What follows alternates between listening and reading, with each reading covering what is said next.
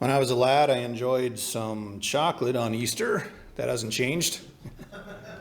Except it's too expensive now. Been buying up all the half-priced Easter eggs the last few weeks, although my daughter's dog got into a bag and ate half of it the other day, so I got ripped off. When I was a kid, I had an Easter basket. We had chocolate eggs, bunnies, although half of it was filled with straw, so I felt like the weight to chocolate ratio wasn't quite right, or the volume to chocolate ratio. But when I was a kid, I didn't mind the Easter bunny. As I got older, started to find a little bit distasteful. I think it was Purdy's that kind of sensitized me to it. We ordered chocolates back while we used to order those group chocolates for Christmas, but then they sent me an Easter catalog, and I thought about that for a while. And the main thought I had was, what has chocolate got to do with Easter? And I suppose you could say the same with Christmas, but Easter feels like a more sober event, and that's the one that hit me the most. And I don't want to ruin kids' fun. You know, people can have Easter egg hunts and stuff like that, but it wasn't a bunny that was tortured and beaten and mocked and killed for my salvation. It wasn't a fat man in a red suit carried the cross of my shame. Jesus didn't give his life so I could enjoy some chocolate. I mean, we're allowed to, like he did, we're supposed to enjoy the pleasures of life, but that's just a small benefit because he took my sin and he nailed it to the cross. And I am free, delivered, and given an inheritance as a co-heir with Christ in heaven. And that's about a bazillion times, scientifically speaking, better than a present on Christmas Day or a chocolate egg on Easter morning. And as our society becomes more secular, it's harder and harder to keep a godly perspective in our lives, harder to find common points of morality, accepted truth. People within the church, also increasingly secular. And Jesus called us to be salt and light in our world. And I feel like the salt could be tastier and the light could be brighter. And maybe the cross is something we don't emphasize as often as we ought to. I received an email several years ago from a young man who was very serious, very sincere, that he felt God was speaking to him that we should remove all symbols of the cross from our correspondence in our building because it was idol worship. And usually I pretty much ignore when people, strangers, send me emails. Anybody who sends me an email, honestly. But sometimes I answer back.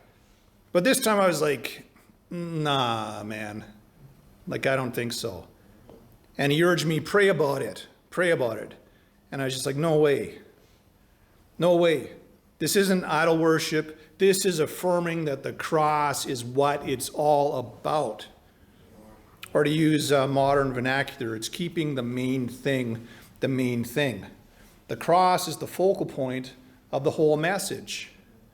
Without the cross, we're just another meaningless religion. And as I said on Good Friday, we're more to be pitied than anyone. We may have adopted a more socially palatable gospel, trying harder than ever to make people feel comfortable, almost begging them to come to our churches and gatherings. And maybe we're starting to understand that that's not a winning formula. Maybe we can find sort of a middle ground where we're not antagonizing people and telling them to burn in hell, but we're also really clear about our message. Romans 1:16, as Paul said, I'm not ashamed of the good news about Christ. It is the power of God at work, saving everyone who believes, the Jew first and also the Gentile. And an older version will say it more like, I am not ashamed of the gospel of Christ, for it is the power of God unto salvation. And as our society increasingly shuns Christ and increasingly pressures the church to teach things that are popular and accepted, maybe something a little bit more watered down, may we echo the words of Paul even more strongly. I'm not ashamed of the gospel of Christ, for it is the power of God unto salvation. I fully believe that Jesus wants us to love the unlovable, touch the untouchable. Jesus wants us to love the homosexual, the drug addict, the AIDS victim, the abused, the misused. We should love, we should serve them. At the same time, we must not deny our sin condition and our one hope of salvation. I'm sorry, I shouldn't have wrote there because I'm not sorry. I'm not sorry that you don't like your actions to be called sin. And I'm not sorry you don't like to be called a sinner, and I'm not sorry You don't want anyone to tell you that you have a problem, or that you're morally responsible, or that God may require something from you, because I want the truth. Tell it to me straight. My good deeds are nothing more than dung for the garbage heap. All my purity and all my righteousness depend upon the work of Jesus Christ on the cross. I can't be saved apart from the power of God, his great mercy and the price that Jesus paid on the cross. The gospel of Christ must focus on the cross that he died on. If we remove the cross from our gospel, we remove all hope from our message. The gospel without the cross is a fish without water, sun without warmth, a meal that doesn't nourish or feed us, and it doesn't even make sense. The gospel without the cross is salt with no flavor. It's a lamp with no light. It's good for nothing. It's less than good for nothing. It's not even worth putting on the garbage pile. The gospel without the cross is religion without salvation, which is absolutely the worst thing you could give somebody. How greatly to be pitied are those who believe they've appeased the gods, only to find the afterlife is not at all what they hoped for. Gospel, as you know, is the word for good news. If we remove the cross from the good news, it's no longer good news. Romans 3:21 following reads like this. God's way of putting people right with himself has been revealed. It has nothing to do with the law. It's nothing to do with doing good, nothing to do with living a clean life, nothing to do with following a set of rules. It's got nothing to do with that. Got nothing to do with religion. God puts people right through their faith in Jesus Christ. God does this to all who believe in Christ because there's no difference at all. For everyone has sinned and are far away from God's saving presence. But the free gift of God's grace for all, but by the free gift of God's grace, all are put right with him through Jesus Christ, who sets them free. God offered him so that by his blood, he should become the means by which people's sins are forgiven through their faith in him. It's all about Jesus. It's all about the cross. It's all about what he's done. It's all about Jesus Christ. It's not about us being able to do anything.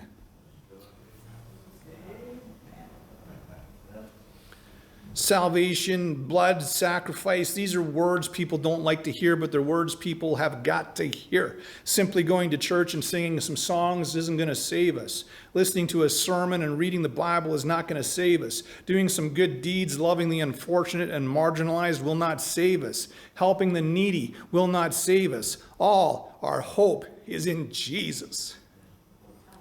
It's in the cross of Christ, the blood he shed, the life he lived, the penalty he paid. And then we do all that other stuff because he saved us. That's just the evidence of being saved.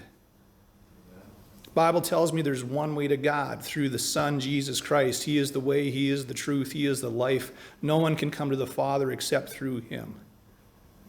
And if that's too simple-minded for some people, then we gladly bear that label. The Apostle Paul was bold in his speech and in his conviction, 1 Corinthians 1. Christ didn't send me to baptize, but to preach the good news. And not with clever speech, for fear that the cross of Christ would lose its power.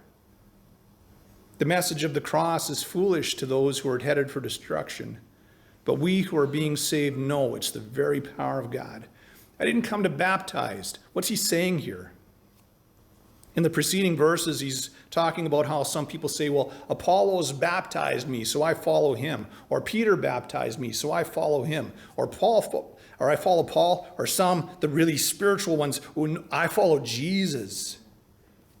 The early roots of denominations in the church. What kind of Christian are you? Pentecostal, Alliance, Baptist? Oh, no, I'm non-denom. I only follow Jesus. And that's one part of what he's saying there. There's no Christian brands. There's no Christian brands. There's no Christian off-brand. We're just believers, right? Jesus didn't send me to make followers of me, Paul's saying. I want to make disciples, sure, but I don't want the attention on me. Not my disciples. They're not my disciples. So human. I was talking with a pastor the other day, and he was telling me how they baptized a bunch of people a few Sundays back. And I was like, good. I'm glad God's moving. Awesome. I mean, right? What a lousy pastor I'd be was like, well, in fact, that is what I thought. Like, so? So in the sense of, you don't need to validate yourself to me with what's going on, your numbers.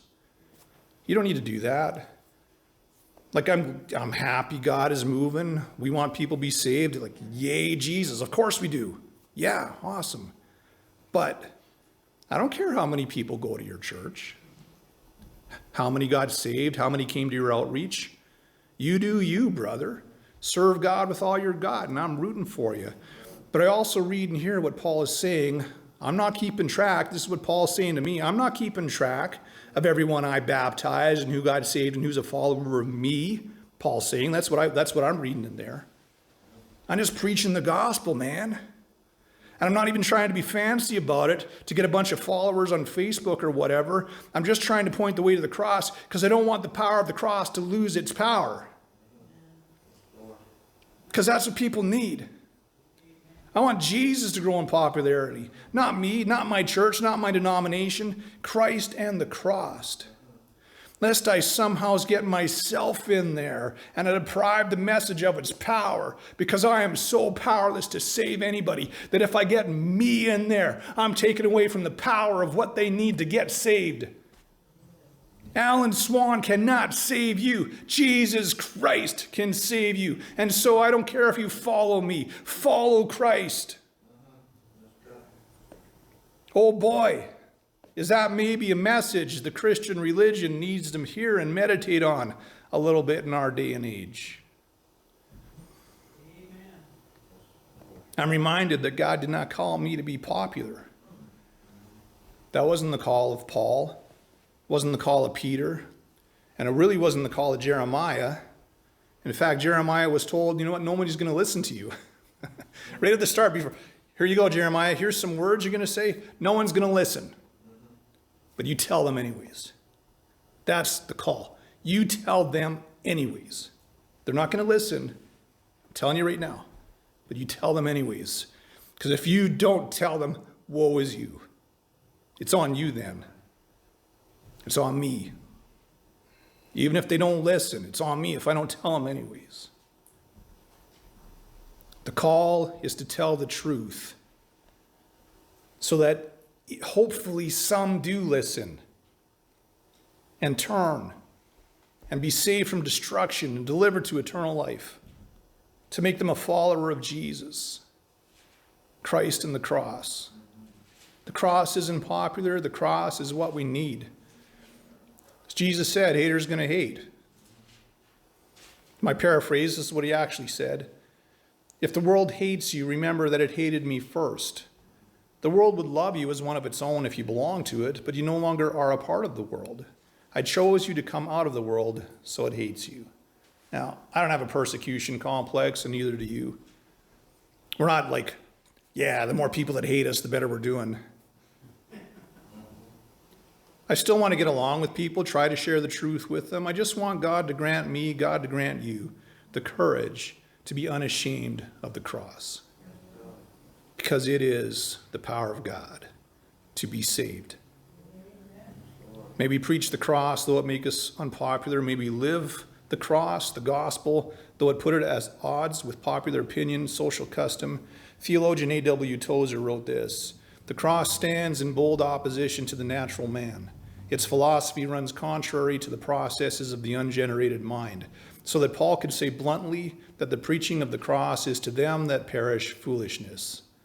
To try to find a common ground between the message of the cross and man's fallen reason is to try the impossible, and if persisted in, must result in an impaired reason, a meaningless cross, and a powerless Christianity.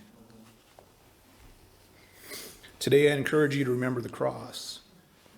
Keep the cross central to your thinking, to your faith. Let us not be ashamed of this message. Let us not be ashamed of this message. And I want to remind you today that it's the cross that makes you right with God, not your actions. You can't earn it. It's just your belief in Jesus Christ. Your actions are just the product of your belief. You got to start here, though. Belief that Jesus is your only hope of salvation. Belief that you can't be good enough to earn salvation and that you can't be bad enough to be rejected by God. You can't be good enough to earn salvation and you can't be bad enough to be rejected by God. Jesus makes the way. God's way of making him right, making you right with himself, is through Jesus, the cross, the blood, his death and resurrection. Full stop. Nothing more to be said.